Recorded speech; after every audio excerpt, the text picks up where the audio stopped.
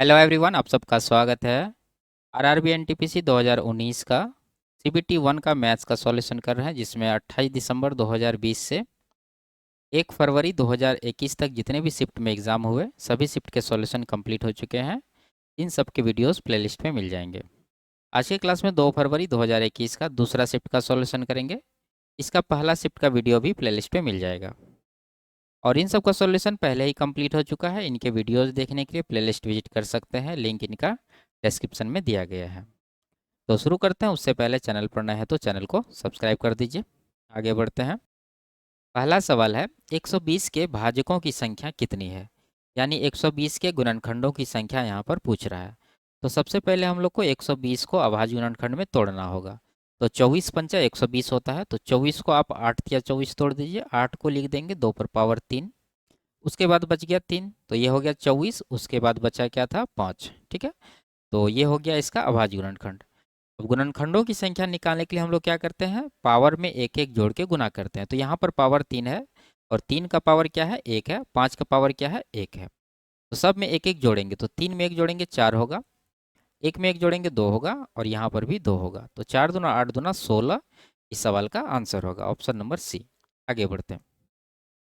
30 kilometre की यात्रा के पश्चात दुर्घटना के कारण एक रेलगाड़ी की सेवा बाधित हो गई।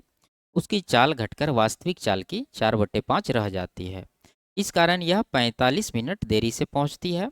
यदि दुर्घटना 18 किलोमीटर दूर हुई होती तो यह 36 मिनट की देरी से चल रही होती। रेलगाड़ी की वास्तविक चाल ज्ञात कीजिए। ठीक है, देखिए मान लीजिए कि यहाँ से ये रेलगाड़ी चलना शुरू करती है और यहाँ तक ये जाती है। अब इसमें क्या हुआ कि 30 किलोमीटर चलने के बाद इसका एक्सीडेंट हो गया। मान लीजिए कि ये बिंदु है 30 किलोमीटर का, शुरू से लेके यहाँ तक का। यहाँ पर इसका एक्सीडेंट हो गया, और एक्सीडेंट के कारण इसका जो चाल है वो क्या हो गया? प्रारंभिक चाल का 4/5 रह गया। तो हम लोग मान लेते हैं कि इसका जो प्रारंभिक चाल है वो कितना है? ये नीचे वाला 5 यूनिट है। तो 5 यूनिट की स्पीड से ये 30 किलोमीटर कवर किया होगा, और बाद में इसका स्पीड कितना रह गया है? इसका 4/5, यानी कि ये 4 यूनिट ही रह गया है। और इसको देरी कितना हो गया है? ये 45 मिनट का। अब आइए दूसरा कंडीशन में। दूसरा कंडीशन में भी यहीं से स्टार्ट होगा और यहाँ तक ही जाएगा। इसमें हुआ क्या है कि ये जो पहला कंडीशन का एक्सीडेंट पॉइंट है यहाँ पर, दूसरा कंडीशन में इससे 18 किलोमीटर आगे एक्सीडेंट हुआ है। ठीक है, मान लीजिए कि यहाँ पर एक्सीडेंट हुआ है, तो ये जो दूरी है ये कितना है? 18 किलोमीटर। अब दूसरा में देखिए, यहाँ शुरू से लेके और जहाँ एक्सीडेंट हुआ है यहाँ तक ये किस स्पीड से कवर किया होगा? ये 5 यूनिट की स्पीड से कवर किया होगा। और लास्ट वाला जो दूरी है ये इसको 4 यूनिट के स्पीड से कवर किया होगा, क्योंकि स्पीड एक्सीडेंट के बाद इसका स्पीड 4/5 हो जाता है। ठीक है, अब देखिए आपको यहाँ पर समझना ये होगा कि ये बिंदु के सामने यहाँ भी आप एक टिक लगा दीजिए। तो ये दूरी 18 है, तो ये भी 18 किलोमीटर ही होगा, लिख ही देते हैं। अब देखिए शुरू से लेके इस एक्सीडेंट पॉइंट तक ये 5 यूनिट है, जबकि यहाँ से लेके आखिरी तक इसका क्या है? स्पीड 4 यूनिट है। तो यहाँ से लेके यहाँ तक ये 18 किलोमीटर का दूरी भी ये 4 यूनिट की स्पीड से ही कवर किया होगा। और यहाँ देखिए दूसरा कंडीशन में शुरू से लेके एक्सीडेंट पॉइंट तक 5 यूनिट स्पीड है, तो ये 18 किलोमीटर का दूरी भी 5 यूनिट की स्पीड से ही कवर किया होगा। ठीक है, अब यहाँ से हम लोग अगर देखें इस बिंदु से, तो इधर भी 4 यूनिट का स्पीड है और यहाँ भी 4 यूनिट का स्पीड है, यानी स्पीड बराबर है। कहने का मतलब है कि ये दूसरा कंडीशन में ये 36 मिनट का देरी से पहुँच रहा है, पहला में 45 मिनट। तो यहाँ पर समय में कमी हो गया है, कितना का? 9 मिनट का। ये 9 मिनट का कमी कहाँ पर आया होगा? अगर लास्ट में हम लोग देखें तो यहाँ पर चाल तो इसका दोनों का बराबर है, 4 4 बराबर है, तो इसके वजह से तो कमी नहीं आया होगा। और शुरू में भी यहाँ पर बराबर है 5 5, तो कमी कहाँ पर आया होगा? यहाँ पर देखिए, ये 18 किलोमीटर का जो दूरी है इसमें पहला कंडीशन में 4 स्पीड है, दूसरा में कितना है? 5 है।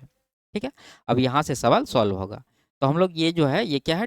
स्पीड का रेशियो है। तो यहाँ पर हम लोग लिखते हैं स्पीड का रेशियो।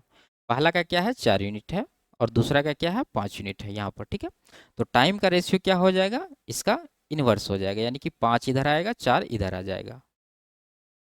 ठीक है, अब देखिए यहाँ पर टाइम में कमी हुआ है, कितना का कमी हुआ है? 1 यूनिट का। जबकि अगर हम लोग यहाँ देखें तो 9 मिनट का कमी है, तो इसी 1 यूनिट का वैल्यू हो जाएगा 9 मिनट। तो क्या पूछ रहा है? वास्तविक चाल। वास्तविक चाल कौन सा है? 5 यूनिट है, दूसरा वाला इधर वाला। तो इधर वाला हम लोग को समय भी निकालना होगा, कितना है? 4 यूनिट। तो एक का वैल्यू 9 है, तो 4 का कितना होगा? 36 मिनट। अब स्पीड निकालना है, तो स्पीड के लिए क्या सब चाहिए? दूरी और समय। दूरी एक पहले से पता है, ये बीच का दूरी 18 किलोमीटर, 18 किलोमीटर, और बीच का समय कितना आया है, ये 36 मिनट। तो 36 मिनट में है, इसको हम लोग 60 से डिवाइड करके घंटा में बदल लेंगे। तो 18 से कटाएंगे 2 बार में, ठीक है, ये 60 तो ऊपर जाएगा, 2 से इसको भी कटा दीजिए, 30 बार में 30 टोटल ऊपर चला जाएगा, तो 30 किलोमीटर प्रति घंटा इसका जो है स्पीड आया है। तो ऑप्शन नंबर डी इसका सही आंसर है। ठीक है, आगे बढ़ते हैं। 18 कुशल श्रमिक एक कार्य को 12 दिन में पूर्ण कर सकते हैं, जबकि 24 अर्धकुशल श्रमिकों को उसी कार्य को पूर्ण करने हेतु 15 दिन का समय लगता है। 12 कुशल श्रमिक कार्य शुरू करते हैं, लेकिन उनमें से 3 कुछ दिन बाद कार्य छोड़कर चले जाते हैं। कार्य छोड़कर जाने वाले उन 3 कुशल श्रमिकों के स्थान पर कितने अर्धकुशल श्रमिकों को कार्य पर लगाया जाना चाहिए ताकि कार्य को समय पर पूरा किया जा सके। ठीक है, यानी कहने का मतलब है कि कुशल और अर्धकुशल का रेशियो अगर हम लोग निकाल लें तो आंसर आ जाएगा। तो निकालते हैं, देखिए यहाँ पर कुशल का नाम दे देते हैं x, और ये 18 हैं तो 18 से गुना करेंगे, और 12 दिन लग रहे हैं तो 12 से गुना करेंगे। ये हो गया कुशल का टोटल वर्क।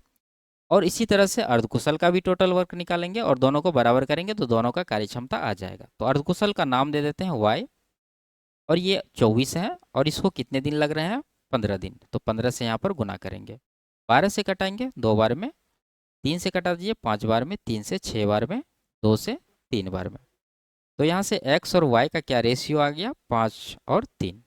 ठीक है, अब यहाँ पर 3 कुशल के स्थान पर अर्धकुशल को लगाना है। तो देखिए यहाँ पर एक कुशल मजदूर 5 यूनिट काम कर रहे हैं, तो 3 कुशल मजदूर कितने काम करेंगे, 3 गुना 5, 15 यूनिट काम करेंगे। अब इसको अर्धकुशल से रिप्लेस करना है, तो अर्धकुशल का संख्या निकालने के लिए इसको अर्धकुशल की एफिशिएंसी से डिवाइड कर दीजिए। तो इसका कितना है, 3 है, तो 3 से इसको डिवाइड करेंगे तो 3 3 कट जाएगा, इसका कितना आ जाएगा, 5। यानी 3 कुशल मजदूर के स्थान पर 5 अर्धकुशल को लगाना होगा। तो ऑप्शन नंबर 1 इसका आंसर है। ठीक है, आगे बढ़ते हैं। ये फलन को इससे विभाजित करने पर प्राप्त होने वाला शेषफल ज्ञात कीजिए। ठीक है, तो हम लोग शेषफल प्रमेय से निकालेंगे इसको। इसके लिए क्या करते हैं, जिससे डिवाइड करना है उसको 0 के बराबर करेंगे। जब 0 के बराबर करेंगे तो a माइनस 1 बराबर 0 हो जाएगा, a बराबर कितना आएगा, 1। अब ये जो a बराबर 1 आया है, इसका वैल्यू इसमें रख दीजिए पूरा समीकरण में। तो यहाँ पर क्या बनेगा, 1 का क्यूब, यानी 1 का क्यूब 1, 4 गुना 1 4 हो जाएगा। उसी तरह से दूसरा जो हो जाएगा कितना, 12, तीसरा हो जाएगा 14, और लास्ट वाला तो 3 है। तो इधर हो गया 14 4 18 प्लस में और माइनस में 12 3 15। तो यहाँ घटाने के बाद कितना आ रहा है, 3। ठीक है, तो इसका जो सही आंसर होना चाहिए, क्या आना चाहिए, 3 आना चाहिए, जबकि यहाँ पर क्या लिया है, 3/2, जो कि गलत है। आप इसको भाग दे के भी चेक कर सकते हैं, 3 ही इसका शेषफल आएगा। ठीक है, आगे बढ़ते हैं। यदि 3 संख्याओं का योग 0 है तो दिए गए विकल्पों में से कौन सा हमेशा उन संख्याओं के घनों के योग के मान के बराबर होगा।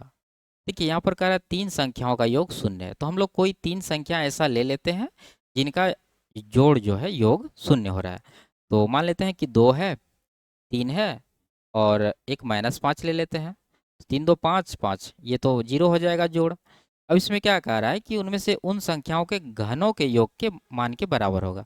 तो इनके घनों का योग करना होगा। जब इनका हम लोग घन करेंगे तो 2 का क्यूब कितना होगा, 8, प्लस 3 का क्यूब 27, उसके बाद माइनस है, जब -5 का क्यूब करेंगे तो माइनस का 125 है। ठीक है, तो माइनस का 125 हम लोग दे देते हैं, क्योंकि प्लस माइनस बीच में माइनस ही हो जाएगा। तो इसको जब कैलकुलेट करेंगे तो कितना आएगा, 27 8 35, 125 में 35 घटाएंगे तो माइनस का 90 आएगा। अब यहाँ पर कंडीशन आपको देखना है, तीनों संख्याओं का गुणनफल, क्या तीनों को गुना करेंगे तो 90 आ रहा है क्या, 5 या 15 दूना 30, 90 नहीं आ रहा, तो ये आंसर नहीं हो सकता। ये क्या कह रहा है, 0, तो ये हटाइए 1। ठीक है, तीनों संख्याओं के गुणनफल का 3 गुना। देखिए यहाँ पर 0 1 तो होगा ही नहीं, क्योंकि इन तीनों को जोड़ने पर 0 1 तो आ ही नहीं रहा। तो हम लोग को ये लास्ट वाला जो ऑप्शन है ये चेक करके एक बार सेटिस्फाई हो लेते हैं। तीनों संख्याओं के गुणनफल का 3 गुना, तो तीनों को गुना करिए, 2 या 6 पंजा 30, माइनस का 30 आ रहा है, इसका 3 गुना करेंगे तो माइनस का कितना आ जाएगा, 90। ठीक है, इधर भी माइनस का 90 है। इसका मतलब, कहने का मतलब है कि ये जो स्टेटमेंट है 4 नंबर का, ये इसका सही आंसर होगा। ठीक है, आगे बढ़ते हैं। आप वहाँ पर कोई भी नंबर दे के चेक कर सकते थे। यहाँ कह रहा है कि x किसी कार्य को उतनी ही तेजी से पूर्ण करता है जितनी तेजी से y और z एक साथ मिलकर उसी कार्य को पूर्ण कर सकते हैं। यानी x और y प्लस z का जो एफिशिएंसी है बराबर है। तो हम लोग लिख लेते हैं, यहाँ पर x है और y प्लस जेड है, दोनों का एफिशिएंसी यहाँ पर एक और एक हो जाएगा। आगे कह रहा है कि x और y एक साथ मिलकर उसी कार्य को z से 3 गुना तेजी से पूर्ण कर सकते हैं। तो यहाँ पर x प्लस वाई और z का रेशियो क्या आएगा, देखिए यहाँ पर z से 3 गुना तेजी, यानी x प्लस वाई अगर 3 यूनिट करेगा तो z कितना करेगा, 1 यूनिट करेगा। यदि वे तीनों एक साथ मिलकर उसी कार्य को 15 दिन में पूर्ण कर सकते हैं तो z अकेले उस कार्य को पूरा करने में कितने दिन लेगा। ठीक है, तो देखिए यहाँ पर सबसे पहले एक्स वाई जेड का कार्य क्षमता निकल जाए तो आसानी से सॉल्व हो जाएगा। तो कैसे निकलेगा, यहाँ देखिए एक्स वाई जेड, यहाँ भी एक्स वाई जेड तीनों है, और यहाँ पर अगर जोड़ें हम लोग तो 3 1 4 हो रहा है, यहाँ पर 1 1 2 हो रहा है, तो बराबर नहीं है। तो हम लोग क्या करेंगे, इसको ऊपर नीचे 2 से जब गुना कर देंगे तो ये कितना बन जाएगा, 2/2। अब देखिए एक्स वाई जेड, इधर भी एक्स वाई जेड, इधर भी 4 हो गया, इधर भी 4 हो गया। कहने का मतलब एक्स का कार्य क्षमता 2 हो गया, जेड का 1 हो गया। अब इसमें से वाई का निकालना है, चाहे आप यहाँ से निकाल लीजिए चाहे यहाँ से निकाल लीजिए। तो हम लोग से नहीं पूछा जा रहा है तो नहीं निकालेंगे। यहाँ क्या कह रहा है कि तीनों मिलकर 15 दिन में कर रहे हैं, तीनों का कार्य क्षमता कितना होगा, 3 + 1 4, 4 यूनिट के हिसाब से 15 दिन। तो ये हो गया हमारा क्या, टोटल वर्क। अब इस वर्क को जेड करेगा, जेड का एफिशिएंसी कितना था यहाँ पर, एक, एक से इसको डिवाइड कर दीजिए तो 15 चौके 60 दिन, इसका जो है सही आंसर हो जाएगा ऑप्शन नंबर डी। आगे बढ़ते हैं। दो बाइकों के क्रय मूल्य का योग 1 लाख है। एक बाइक को 20% के लाभ पर और दूसरी बाइक को 20% की हानि पर बेचा गया। यदि दोनों के विक्रय मूल्य समान है तो बेची गई पहली बाइक का क्रय मूल्य ज्ञात कीजिए। देखिए विक्रय मूल्य यहाँ पर क्या है, समान है, तो हम लोग भी समान कर देंगे। मान लेते हैं पहला बाइक क्या है, एक्स है, इसको 20% के लाभ पर बेचा रहा है, तो इसका विक्रय मूल्य कितना होगा, 120%। तो एक्स का 120% बराबर है वाई के, यानी दूसरा बाइक के कितना परसेंट, यहाँ पर 20% का हानि हो रहा है, तो बिक रहा है कितना में, 80% में, तो इसके बराबर करेंगे। 40 से कटेंगे 2 बार में, यहाँ 3 बार में, तो x और y का यहाँ पर रेशियो क्या आ गया, 2:3। ये क्या रेशियो है, क्रय मूल्य का। ठीक है, x ये पहला बाइक का क्रय मूल्य था, y दूसरा बाइक का, तो यहाँ पर क्रय मूल्य का अनुपात आया है 2:3। अगर दोनों को हम लोग जोड़ें तो दोनों का क्रय मूल्य यहाँ पर हो रहा है 2 3 5 यूनिट, जबकि सवाल में कितना दे रखा है, 1 लाख, तो इसी का वैल्यू हो जाएगा 1 लाख। आप इसको 100 के लिख सकते हैं, 1000, ठीक है, 100,000। यहाँ पर कह रहा है बेची गई पहली बाइक का क्रय मूल्य, पहली बाइक का कितना है यहाँ पर, 2 यूनिट, तो 2 यूनिट का निकाल देंगे। 5 का 20 गुना है तो यहाँ भी 20 गुना करेंगे, तो 20 दूना 40 के, यानी 40,000 इस सवाल का आंसर है। आगे बढ़ते हैं। इसमें 3 का स्थानीय मान निकालना है। 3 कहाँ पर है, यहाँ पर। 3 के बाद कितना अंक है, 1 2 3 4 5 6 7 8, 8 अंक, इसका मतलब 3 पर 8 जीरो आएगा, उसको आप लिख सकते हैं 3 गुना 10⁻8, ऑप्शन नंबर 1। आगे बढ़ते हैं।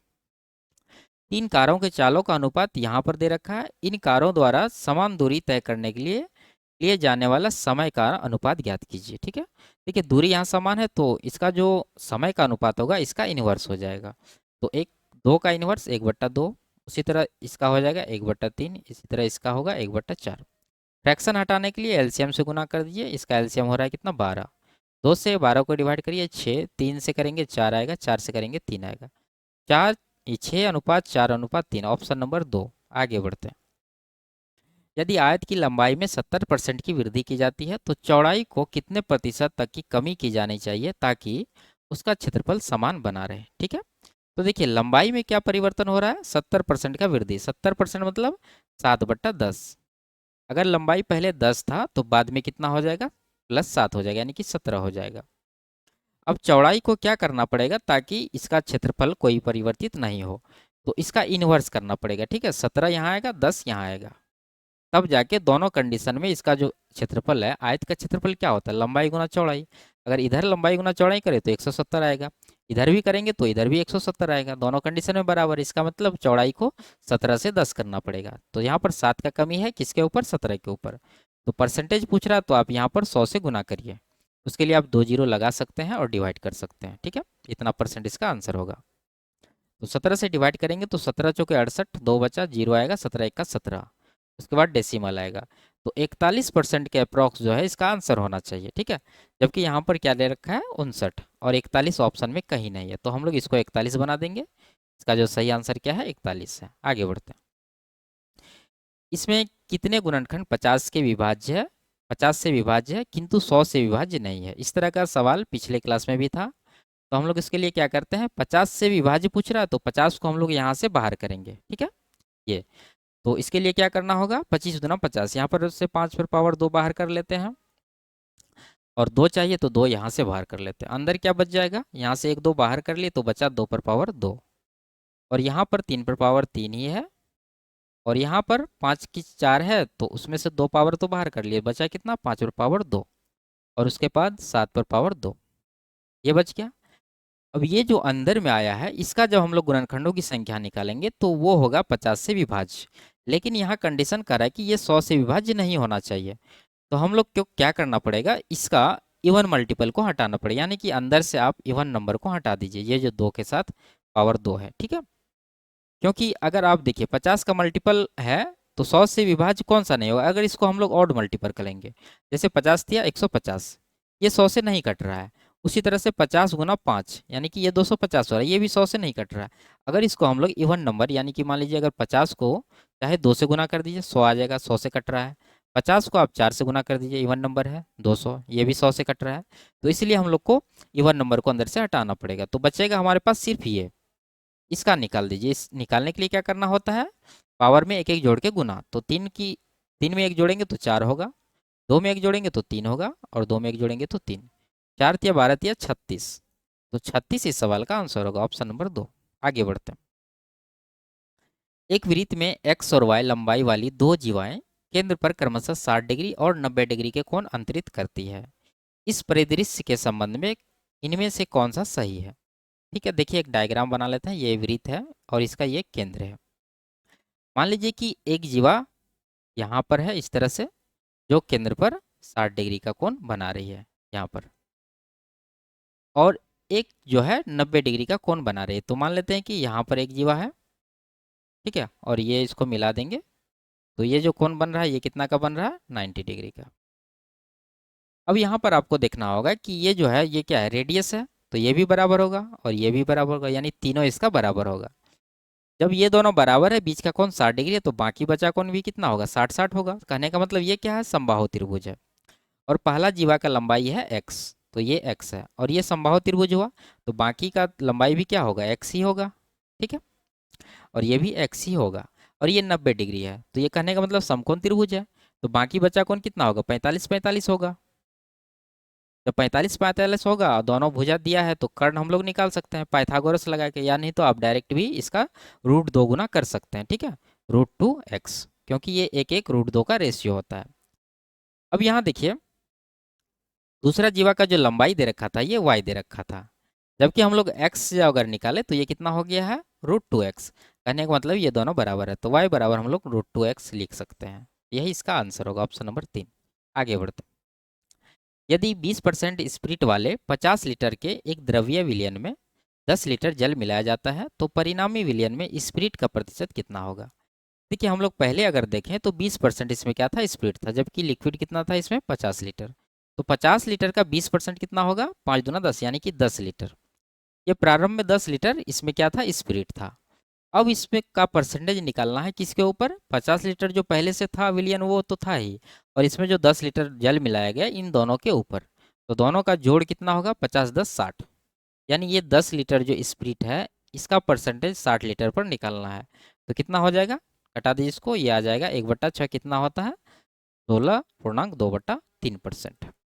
ऑप्शन नंबर 3 इसका सही आंसर है। आगे बढ़ते हैं। एक घन का आयतन 324 सेंटीमीटर क्यूब है, जिसे पिघलाकर एक घनाभ बनाया जाता है जिसकी लंबाई चौड़ाई और ऊंचाई का अनुपात 3:2:2 है। घनाभ की लंबाई ज्ञात कीजिए। तो यहाँ पर देखिए यही घन को पिघला के घनाभ बनाया जा रहा है, तो हम लोग को दोनों को आयतन बराबर करना पड़ेगा। तो घनाभ का आयतन क्या होता है, लंबाई गुना चौड़ाई गुना ऊंचाई। यहाँ रेशियो दे रखा है तो इसको हम लोग एक्स के टर्म में मानेंगे, तो 3x 2x 2x। आयतन निकालने के लिए तीनों को गुना करिए, तो कितना होगा, 3 दूना 6 दूना 12, 12x का क्यूब बराबर कर देंगे घन का आयतन 324। तो 12 से कटाएंगे, 12 दूना 24, और बचा कितना, 84 हुआ, 12×7=84। तो एक्स क्यूब बराबर 27 है, तो एक्स का वैल्यू कितना होगा, 3 होगा। लंबाई पूछ रहा है तो लंबाई कितना माने थे, 3x, तो 3x का वैल्यू कितना होगा, 3x बराबर हो जाएगा 9। तो ऑप्शन नंबर 3 इसका सही आंसर है। आगे बढ़ते हैं। एक व्यक्ति ने 4,000 रुपया प्रत्येक के मूल्य पर दो वस्तुएं बेची, जिनमें से एक पर उसे 15% का लाभ हुआ और दूसरी पर 15% की हानि हुई। उसे होने वाला कुल लाभ या हानि निकटतम पूर्णांकित मान ज्ञात कीजिए।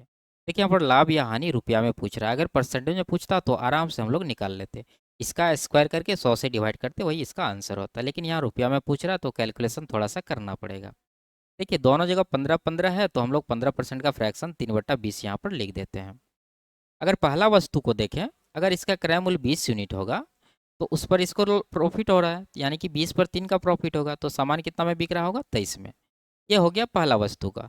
अगर दूसरा वस्तु पे आए तो यहाँ पर लॉस हो रहा है, अगर इसका क्रय मूल्य 20 यूनिट होगा तो इस पर इसका 3 यूनिट का लॉस है, तो सामान कितना में बिक रहा होगा, 17 में। ठीक है। लेकिन यहाँ कह रहा है कि दोनों का जो विक्रय मूल्य है वो बराबर है, प्रत्येक को 4,000 में बेचा गया, इसका मतलब विक्रय मूल्य बराबर है, तो हम लोग यहाँ पर विक्रय मूल्य को बराबर करेंगे। उसके लिए क्या करना होगा, ये 17 से यहाँ पर गुना करना होगा और ये 23 से यहाँ पर गुना करना होगा। हम लोग को प्रॉफिट या लॉस चाहिए तो हम लोग पूरा कैलकुलेशन नहीं करेंगे, यहाँ पर देख लेंगे इस पर कितना का प्रॉफिट है, +3, यानी प्रॉफिट है 3 का, और यहाँ पर अगर देखें तो 3 का लॉस है। ठीक है। अब यहाँ पर गुना भी करना है तो गुना करेंगे तो यहाँ कितना होगा, 17×51, यानी कि प्लस का 51 हो रहा है। अगर यहाँ देखें तो 23×69 माइनस का 69 हो रहा है। अगर पूरा कैलकुलेट करें तो यहाँ पर 18 यूनिट का जो है क्या है, लॉस है। ठीक है, 18 यूनिट का लॉस है। अब यहाँ देखिए कि इसका विक्रय मूल्य कितना है, 4,000, जबकि यहाँ पर अगर हम लोग देखें तो इसका विक्रय मूल्य कितना होगा, 23×17, इधर भी देखें तो 17×23 एक ही बात है, तो हम लोग एक का लेंगे तो इतना का वैल्यू, ये जो विक्रय मूल्य है ये वैल्यू 4,000 के बराबर हो जाएगा, 4,000 रुपया के बराबर होगा। तो यहाँ से हम लोग को निकालना है 18 यूनिट। तो 18 यूनिट निकालने के लिए क्या करना होगा, इसको हम लोग लाइन खींच देते हैं यहाँ पर। इसके लिए आपको 4,000 में ये 23×17 से डिवाइड करना होगा और 18 से गुना करना होगा। थोड़ा कैलकुलेशन है क्योंकि डेसिमल में निकालना है। अब यहाँ पर आप कटा लीजिए इसको, क्या 17 से कटाएंगे, 17×2 = 34, 6, 17×53, 9, 90 हुआ, 17×5 = 85। ठीक है, इतना कटा है। इसके बाद डेसिमल आएगा, हम लोग उसको छोड़ रहे हैं क्योंकि आंसर थोड़ा दूर दूर है। अब 23 से इसको कटाएंगे, 23×1 = 23, उसके बाद भाग नहीं लगेगा, 0 हुआ, और 50 हुआ, 23×2 = 46, यानी 0.2 आएगा, 10.2। इन दोनों को गुना करेंगे तो कितना आएगा, 18×10 = 180, और इधर 3.6, यानी कि 183 के करीब जो है आंसर आएगा। तो इसके नज़दीक एक ही आंसर है, ऑप्शन नंबर 2, 184 रुपया। ठीक है, तो यही इसका आंसर हो जाएगा, हानि वाला, क्योंकि यहाँ पर जो आया था वो क्या आया था, माइनस में आया था, इसका लॉस है। आगे बढ़ते हैं। 9 कटोरों में 9 नीली, 7 सफ़ेद और 5 काली गेंदें हैं। यदि एक बार 2 गेंदों को निकाला जाता है तो केवल एक ही गेंद के सफ़ेद होने की प्रायिकता ज्ञात कीजिए। ठीक है, देखिए बहुत अच्छा सवाल है। आप यहाँ पर देखिए कि हम लोग प्रायिकता निकालने के लिए क्या करते हैं कि जो निकालना है उसके पक्ष में उसका संख्या कितना है और बट्टे कितना करते हैं, टोटल। तो यहाँ पर अगर देखें हम लोग तो लिख लेते हैं, पहले 9 नीली गेंदें हैं तो लिख लेते हैं 9, नीली को बी लिख देते हैं, ब्लू। उसके बाद 7 सफ़ेद है तो 7 वाइट लिख देते हैं। उसके बाद 5 काली गेंदें हैं तो 5 को ब्लैक लिख देते हैं। ठीक है, तो इधर भी बी हो गया तो इसको बी एल कर देते हैं, ब्लैक हो जाएगा। अब ये हो गया टोटल गेंदों की संख्या। इनमें से हम निकाल कितने रहे हैं, 2 गेंद। ठीक है, 2 गेंद निकाल रहे हैं, लेकिन 2 गेंद में एक ही सफ़ेद होने की प्रायिकता पूछ रहा, तो एक तो वाइट होगा और प्लस में जो एक बचा वो कोई और रंग हो सकता है, या तो नीला हो सकता है या नहीं तो काली हो सकती है। ठीक है, तो इसका प्रायिकता क्या सब हो सकता है, यहाँ पर निकालते हैं हम लोग। पहला तो ये होगा कि मान लीजिए अगर हम लोग निकालें 2 गेंद, उसमें एक वाइट हुआ, तो वाइट कितना है, टोटल 7 है, वाइट 7 है, लेकिन टोटल गेंद कितना हो रहा है, 9, 7, 16, 5, 21, ये हो गया। अब अगर हम लोग इसमें देखें तो एक तो वाइट हो गया, अगर 2 गेंद निकालेंगे तो एक तो वाइट आ गया, तो दूसरा कोई एक कलर आएगा, तो पहले हम लोग ब्लू के साथ इसका जो पॉसिबिलिटी है चेक कर रहे हैं। तो एक तो देखेंगे वाइट का ये हो गया, अब ब्लू का कितना होगा, ब्लू का टोटल 9 है। अब ब्लू का 9 है, लेकिन अब जो है टोटल गेंद कितना होगा, टोटल तो एक ही सर, जिनमें से एक हम लोग वाइट पहले निकाल चुके हैं, तो अब बचा 20 गेंद है। ठीक है, एक कंडीशन ब्लू के साथ ये हो गया। अब देखिए दूसरा कंडीशन ये हो जाएगा कि मान लीजिए कि पहला गेंद वाइट नहीं निकल करके ब्लू निकल गया, दूसरा वाइट निकला, तो दूसरा इसका पॉसिबिलिटी क्या होगा, ब्लू देखिए टोटल कितना है, 9 है, तो 9/21 हो जाएगा, गुना, अब यहाँ पर वाइट कितना है, 7 है, लेकिन 7 के लिए टोटल गेंद कितना बचेगा, एक तो यहाँ पर ब्लू निकल गया तो टोटल 21 था, एक ब्लू आ गया तो बचा कितना 20। ये हो गया ब्लू के साथ टोटल पॉसिबिलिटी। अब यहाँ पर इसी तरह से आपको व्हाइट का ब्लैक के साथ भी निकालना होगा, तो सेम इसी तरह से करेंगे। पहले मान लीजिए कि व्हाइट आया तो क्या हो जाएगा, ये हो जाएगा 7/21 और गुना, अब ब्लैक कितना है 5 है, तो 5 के लिए ब्लैक के लिए कितना बचा 20 ही बचा, क्योंकि एक यहाँ पर व्हाइट के लिए निकल चुका है। अब सेम इसी तरह से मान लीजिए पहला ब्लैक निकल गया तो दूसरा क्या हो जाएगा, तो पहला ब्लैक निकलेगा तो 5/21 होगा, और दूसरा अगर व्हाइट निकला तो वो हो जाएगा कितना 7/20। इसको कैलकुलेट करेंगे वही हमारा आंसर होगा। तो यहाँ देखिए सब तो फ्रैक्शन में है, सब नीचे बराबर ही है 20-21, और यहाँ पर आप इन दोनों को अलग अलग कर दीजिए 21 × 20, और इन दोनों को भी अलग कर दीजिए ताकि कैलकुलेशन करने में आसानी रहे। अगर हम लोग देखें तो 7 × 9, इधर भी 7 × 9 बराबर है, और इधर नीचे भी 21 × 20, तो हम लोग इसको लिख सकते हैं 2 × 7 × 9, और नीचे लिख सकते हैं 21 × 20। और इधर अगर देखें तो इधर भी वही बात है, 2 बार है 7 × 5, 7 × 5, तो इसको हम लोग लिख सकते हैं 2 × 7 × 5/21 × 20। अब यहाँ पर जो कटने वाला है इसको कटा देंगे, तो 7 से कटा देंगे 3 बार में, 2 से कटा देंगे 10 बार में, यहाँ पर भी 2 से कटा देंगे इसको 10 बार में, 7 से कटा देंगे 3 बार में। अब नहीं कटेगा, अब यहाँ नहीं कटेंगे क्योंकि नीचे हम लोग को दोनों में 30 रखना है ताकि जोड़ने में आसानी हो। तो यहाँ से आ गया 9/30, और दूसरा वाला से आ गया 5/30। दोनों को जोड़ेंगे तो 30 ही आएगा, नीचे ऊपर आएगा 9×5 = 14, कटाएंगे 2×14, 2 से 15 बार में, तो 7/15 इस सवाल का जो है आंसर होगा, ऑप्शन नंबर सी। ठीक है, आगे बढ़ते हैं। दी गई जनसंख्या में 20% जनसंख्या अस्थमा से पीड़ित है, जिनमें से 90% अस्थमा रोगी आटा मिलों में काम करते हैं। यदि कुल जनसंख्या के 30% लोग आटा मिलों में काम करते हैं, तो आटा मिलों में कार्य करने वाले उन लोगों का प्रतिशत ज्ञात कीजिए जो अस्थमा से पीड़ित है। तो देखिए यहाँ पर हम लोग टोटल जो जनसंख्या है वो क्या मानेंगे, 20% है पहला, तो इसका फ्रैक्शन 1/5, 90% है 9/10, 30% है 3/10, तो नीचे वाला को गुना करिए तीनों, कितना हो जाएगा 5×50=500, तो टोटल जनसंख्या हम लोग मानेंगे 500। इनमें से कह रहा है 20% जनसंख्या अस्थमा पीड़ित है, तो 500 का 20% कितना होगा, ये हो जाएगा 100, यानी 100 जनसंख्या जो है ये पीड़ित है अस्थमा से। अब क्या कह रहा है कि जिसमें से 90% अस्थमा रोगी आटा मिल में काम करते हैं। अब ये 100 का 90%, तो 100 का 90% कितना होगा 90 होगा, ये जो है मिल में काम करते हैं, तो यहाँ पर लिख देते हैं मिल। आगे क्या कह रहा है कि यदि कुल जनसंख्या के 30% लोग आटा मिल में काम करते हैं। अगर कुल जनसंख्या पर हम लोग देखें तो आटा मिल में कितना होगा 500 का 30%, यानी कि 150 लोग जो है ये मिल में काम करते हैं। ठीक है, अब पूछ रहा है कि आटा मिलों में काम करने वाले उन लोगों का प्रतिशत ज्ञात कीजिए टोटल पे। तो आटा मिल में जो पीड़ित लोग हैं, ठीक है, जो अस्थमा से पीड़ित है, पीड़ित वाला का पूछ रहा है, तो टोटल जो पीड़ित लोग काम कर रहे हैं आटा मिल में कितने कर रहे हैं 90 कर रहे हैं, जबकि यहाँ टोटल लोग कितने कर रहे हैं 150, तो इस पर इसका परसेंटेज निकालना है। तो कितना होगा, कटाते हैं 30 से 3 बार में, 30 से 5 बार में, 3/5 कितना होता है 60%, यही इसका आंसर होगा, ऑप्शन नंबर डी। ठीक है, आगे बढ़ते हैं। 200 मीटर ऊंचे एक वॉच टावर से टावर के आधार से गुजरने वाली क्षैतिज रेखा में स्थित दो चट्टानों के अवनमन कोण 45 और 30 डिग्री है। यदि चट्टानें एक ही दिशा में है तो उनके बीच की दूरी ज्ञात कीजिए। मान लीजिए कि ये जो है ये क्या है, हमारा टावर है, और एक चट्टान यहाँ पर है और दूसरा चट्टान यहाँ पर है। पहला चट्टान जो दूर होगा उसके साथ जो इसका कोण है वो कितना होगा, छोटा कोण होगा, जो दूर है उसका कोण 30 डिग्री का होगा, और जो नज़दीक है उसका कोण कितना होगा 45 डिग्री। और टावर का ऊंचाई दे रखा है 200 मीटर, ये हो गया कितना 200 मीटर। अब देखिए यहाँ पर ट्राइंगल बन गया है, छोटा वाला में अगर देखें तो ये 45 है, ये 90 होता है, तो ये भी कितना बचा 45 बचा। हम लोग जानते हैं 45 45 90 में क्या रेशियो होता है, 1 1 और √2 का, तो इसका काम नहीं, तो इसको हम लोग नहीं लिखेंगे। अब बड़ा वाला ट्राइंगल में आते, ये 30 डिग्री है, तो ये पूरा कितना होगा, ये पूरा ये होगा 60 डिग्री। तो 30 के सामने देखिए 1 यूनिट है, तो 60 के सामने कितना होता है √3 यूनिट, यानी ये पूरा डिस्टेंस कितना हो गया √3 हो गया। अब देखिए ये पूरा √3 है, और यहाँ से लेके ये कितना है 1 यूनिट है, तो बाकी ये दूरी कितना बचा √3 - 1 बचा, यहाँ लिख देते हैं। ये दूरी कितना बचा √3 - 1, यही दूरी निकालना है।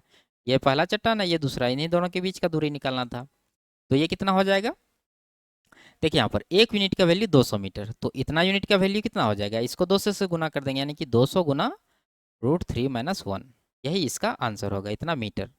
जबकि यहाँ आंसर दे रखा है 1 - √3, जो कि गलत है। ठीक है, तो यहाँ पर क्या होना चाहिए, √3 - 1 होना चाहिए। आगे बढ़ते हैं, इसका मान निकालना है। तो √75 क्या है, 25 या 75, तो 5 बाहर आएगा, रूट के अंदर बचेगा 3। 49 या 147 होता है, 49 का 7 आएगा, अंदर बचेगा √3, तो 5 7 12 √3 इस सवाल का आंसर होगा, ऑप्शन नंबर 1। आगे बढ़ते हैं, वह बड़ी से बड़ी संख्या ज्ञात कीजिए जिसे 13, 26 और 39 को विभाजित करने पर क्रमशः 1, 2 और 3 शेष बचता है। तो वह बड़ी से बड़ी संख्या कौन सी होगी, ये जो जिससे हम लोग विभाजित करना है उसमें से इसका शेषफल माइनस करिए, तो कितना आएगा, ये आएगा 12। 26 में दूसरा को माइनस करिए, ये आएगा 24। 39 में 3 को माइनस करेंगे तो कितना आएगा, 39। ये कितना आएगा, ये 36 आएगा। ठीक है, वो जो नंबर होगा ये जो पूछ रहा है वो इन तीनों का एचसीएफ होगा, तो 12, 24, 36 का एचसीएफ कितना होगा, 12। तो 12 ही इस सवाल का आंसर होगा, ऑप्शन नंबर 3। आगे बढ़ते हैं, यदि इसका मान ये है तो इसका मान ज्ञात कीजिए। तो हम लोग क्या करेंगे, देखिए इतना बराबर इतना है, तो इतना निकालना है। अब देखेंगे हम लोग कि 18 से पहले दशमलव है, तो यहाँ से अगर हम लोग देखें तो 18 यहाँ पर है, यहाँ से दशमलव यहाँ आ गया, कितना अंक आया है, 2, 3, 5 अंक पहले हुआ है, तो 5 अंक इधर आना है। तो हम लोग को क्या करना होगा, दोनों में 5, एक पर 5 जीरो से गुना करना होगा, तो एक पर 5 जीरो कितना होगा, 1 लाख। तो 1 लाख से दोनों तरफ हम लोग क्या कर रहे हैं, गुना कर रहे हैं, क्योंकि हम लोग को 5 अंक पीछे खिसकना है। देखिए अगर ये फ्रैक्शन वाला में अगर 1 लाख से गुना करेंगे तो ये जो है क्या होगा, पीछे आ जाएगा पॉइंट, जो कि यहाँ पर पूछ रहा है। अगर राइट साइड वाला इसमें 1 लाख से हम लोग गुना करें तो क्या होगा, ये पॉइंट आगे चला जाएगा, कितना आगे चला जाएगा, 5 अंक, जिसमें कि 4 अंक यहाँ पर है, एक अंक क्या लग जाएगा यहाँ पर, जीरो। तो इसका जो आंसर हो जाएगा कितना हो जाएगा, 2760, ऑप्शन नंबर 1।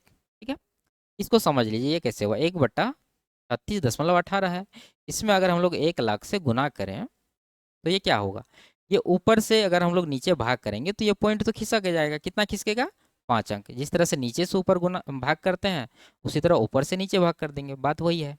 आगे बढ़ते हैं, एक्स और वाई का एलसीएम इतना है और एचसीएफ इतना है, तो एक्स बराबर इतना, तो वाई का मान ज्ञात कीजिए। हम लोग जानते हैं कि एलसीएम गुना एचसीएफ बराबर होता है पहली संख्या गुना दूसरी संख्या, तो यहाँ एलसीएम है 20, 79 और एचसीएफ है 27, बराबर करेंगे। पहली संख्या 189 और दूसरी संख्या पूछ रहा है कितना, वाई, तो वाई को वाई लिख देते हैं, कटाएंगे 27 से 7 बार में, 7 से इसको 7 दूना 14, 7 नमा 63, 7 7 49, तो वाई का वैल्यू कितना आ गया, 297, ऑप्शन नंबर 1 इसका आंसर है। आगे बढ़ते हैं, इसका मान निकालना होगा, सिंपल सा है, एक इसका आंसर आ जाएगा। आगे बढ़ते हैं, ये अपने से कैलकुलेट कर लीजिए, यह आंसर होगा। आगे बढ़ते हैं, यदि ये √3 है तो इसका मान निकालना है। देखिए कॉस प्लस सेक, सेक क्या होता है, 1/cos, कहने का मतलब है आप यहाँ पर x प्लस 1/x बराबर √3 समझ सकते हैं, क्योंकि कॉस सेक बराबर क्या होता है, 1/cos होता है। और हम लोग जानते हैं कि अगर ये बराबर √3 रहे और क्यूब में मान पूछे तो क्यूब में इसका वैल्यू क्या हो जाता है, वो हो जाता है 0। ठीक है, आपको अगर याद है तो फटाक से आंसर लगा देंगे, नहीं तो थोड़ा सा कैलकुलेट करना पड़ेगा। क्या करना पड़ेगा, देखिए पावर 1 से पावर 3 में जाना है, तो हम लोग क्या करते हैं, इसका क्यूब यानी k³ - 3k, तो √3 का क्यूब करेंगे और माइनस का 3 इंटू √3 करेंगे, तो √3 इधर भी हो जाएगा, यानी कि 3√3 इधर भी होगा और यहाँ भी है, दोनों को माइनस करेंगे तो 0 आ जाएगा, ऑप्शन नंबर 1। आगे बढ़ते हैं, the measure of an angle is 1/2 of its supplementary angle, find its measure. ठीक है, देखिए सप्लीमेंट्री एंगल यानी कि संपूरक कोण, मान लीजिए कि दो कोण है ए और बी, दोनों का योग कितना होना चाहिए, 180 डिग्री होना चाहिए, तो दोनों एक दूसरे का क्या होगा, संपूरक होगा। तो यहाँ पर हम लोग मेजर को क्या मान लेंगे, एक्स मान लेंगे।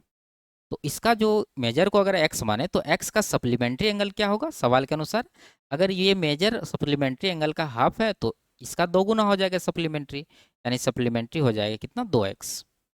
ठीक है, और हम लोग जानते हैं कि संपूरक कोणों का योग कितना होना चाहिए, 180, तो दोनों को जोड़ के 180 करेंगे, तो यहाँ से x का वैल्यू कितना होगा, 3 से कटाएंगे 180 को 60, तो मेजर को x माने थे, मेजर ही पूछ रहा है, तो यही इसका आंसर हो जाएगा कितना, 60 डिग्री, ऑप्शन नंबर डी। आगे बढ़ते हैं, इसका मान निकालना है, तो ये 6 4 10 हो जाएगा, 2 से कटा दीजिए 5 बार में, 5 के 20 + 5 25 में 3 घटाएंगे तो 22 इसका आंसर होगा।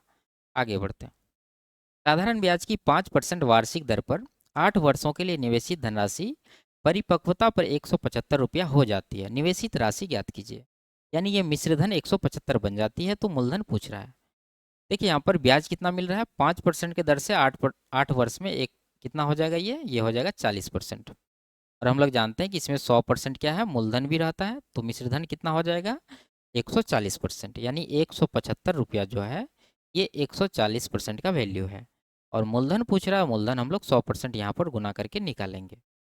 आप परसेंट देंगे तो दोनों में देंगे, नहीं देंगे तो नहीं देंगे, ठीक है।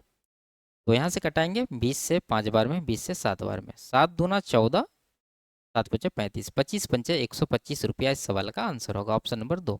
आगे बढ़ते हैं। 12 व्यक्ति 12 झाड़ू की मदद से एक फर्श को 4 दिन में साफ कर सकते हैं। 8 व्यक्ति 8 झाड़ू की मदद से उसी फर्श को कितने दिन में साफ कर सकते हैं, ठीक है। देखिए 12 व्यक्ति 4 दिन में कर सकते हैं, हम लोग झाड़ू को इग्नोर करेंगे क्योंकि ये इसका हथियार है। एक व्यक्ति एक झाड़ू लेगा, सिंपल सा बात है, 12 व्यक्ति 12 झाड़ू, 8 व्यक्ति है तो 8 झाड़ू लेगा, 5 व्यक्ति रहेगा तो 5 झाड़ू रहेगा, क्योंकि झाड़ू से सबको काम करना है। तो यहाँ पर हम लोग व्यक्ति और दिन को काउंट करेंगे, तो टोटल वर्क निकालने के लिए व्यक्तियों की संख्या को दिन की संख्या में गुना करेंगे। तो 12 गुना 4, ये हो गया टोटल वर्क। अब इस वर्क को कितने आदमी कर रहे हैं, 8 व्यक्ति, तो 8 से डिवाइड करेंगे, 4 से कटाएंगे 2 बार में, 2 से 6 बार में, तो 6 दिन इस सवाल का आंसर होगा, ऑप्शन नंबर 2। आगे बढ़ते हैं। दी गई तालिका में निर्दिष्ट वर्षों के दौरान किसी दी गई वस्तु का प्रतिशत केजी अधिकतम मूल्य कितना होगा।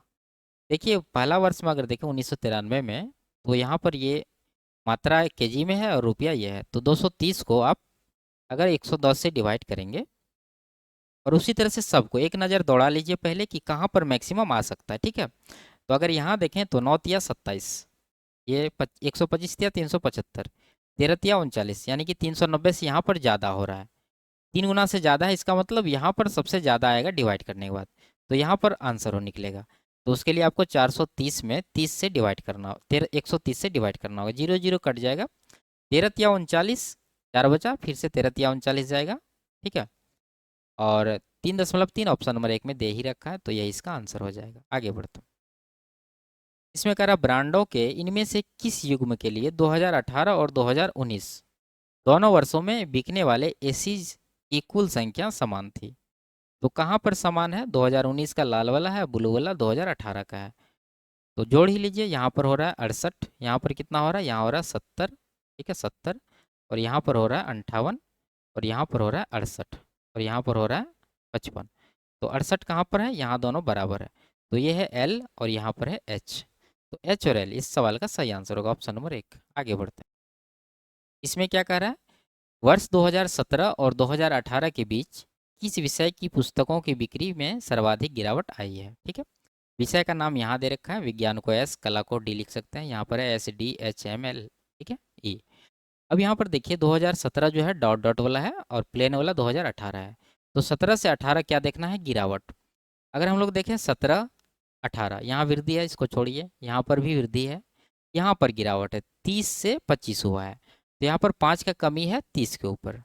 और यहाँ पर अगर देखें तो यहाँ वृद्धि है, छोड़िए, यहाँ पर गिरावट है, 32 से 20 हुआ है, तो 12 का कमी है 32 के ऊपर, ठीक है। तो इन दोनों में बड़ा कौन सा है ये देखना हम लोग को। तो यहाँ पर देखिए, यहाँ 5 है, यहाँ 12 है, नीचे 30 है 32 है, तो बड़ा ये होगा। तो ये जब बड़ा है तो ये कौन सा है, लास्ट वाला का ई किसको रिप्रेजेंट करता है, इंग्लिश को, तो इंग्लिश ही इस सवाल का आंसर हो जाएगा। आगे बढ़ते हैं। वर्ष 2016 और 17 के दौरान आंध्र प्रदेश से परीक्षा में भाग लेने वाले छात्रों की कुल संख्या और उत्तर प्रदेश से परीक्षा में भाग लेने वाले छात्रों की कुल संख्या का अनुपात ज्ञात कीजिए। तो 16 और 17 का देखना है, कहाँ पर है 16 और 17। आंध्र प्रदेश का दोनों जोड़िए कितना हो रहा है, 4 2 660, और उत्तर प्रदेश का, उत्तर प्रदेश यहाँ पर है, दोनों को जोड़ के 5 4 950। रेशियो निकालना है, 0 0 काट दीजिए, 66 और 95 इसका आंसर होगा, ऑप्शन नंबर 2। आगे बढ़ते हैं। इसमें कह रहा है दिया गया बार ग्राफ 5 वर्ष 12 से 16 के दौरान एक कंपनी की 3 शाखाओं एबीसी द्वारा ऑटोमोबाइल के उत्पादन के आंकड़ों को दर्शाता है हजार में। सवाल कह रहा है कि दी गई अवधि के दौरान किस शाखा में XYZ ऑटोमोबाइल्स के उत्पादन में अधिकतम प्रतिशत वृद्धि दर्ज की गई है, ठीक है। देखिए 3 शाखा है ए बी सी, तो यहाँ क्लियर नहीं है, तो हम लोग मान लेते हैं पहला है, दूसरा बी है, तीसरा सी है। और इस दौरान यानी कि 5 वर्ष के दौरान, तो हम लोग पहला वर्ष और लास्ट वर्ष देखेंगे। अगर हम लोग पहला का देखें तो 40 से कितना हो गया 50, तो यहाँ पर 10 का वृद्धि है 40 के ऊपर, ये कितना हो गया 25%। दूसरा अगर देखें तो 30 से 55 हुआ है, तो यहाँ पर 25 का वृद्धि है 30 के ऊपर, तो ये कितना होगा 25 25 5 6 के 30, तो ये आ गया आपको 16 पंचा 80, ये 82 से ज़्यादा आएगा, ठीक है। और आगे देखें सी का, तो ये कितना हो गया 50 से 60, तो ये 10 का वृद्धि है 50 के ऊपर, तो 1/5 20%। तो मैक्सिमम वृद्धि यहाँ पर है, ये किसका है बी का, तो बी शाखा ऑप्शन नंबर डी में है और 80% से अधिक वृद्धि है, तो यही इसका आंसर हो जाएगा। आगे बढ़ते हैं। तो ये लास्ट सवाल था। वीडियो आपको कैसी लगी कमेंट में ज़रूर बताइए। अच्छी लगी तो वीडियो को लाइक शेयर और चैनल को सब्सक्राइब कर दीजिए। फिर मिलते हैं अगले क्लास में, तब तक के लिए बाय बाय, टेक केयर।